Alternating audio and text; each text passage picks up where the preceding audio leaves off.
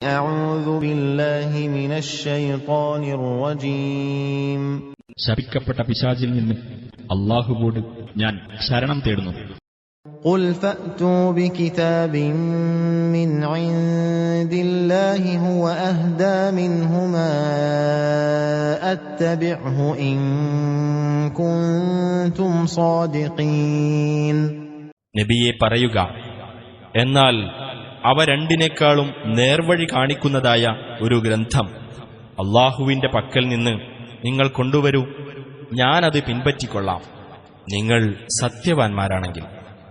فإن لم يستجيبوا لك فاعلم أنما يتبعون أهواءهم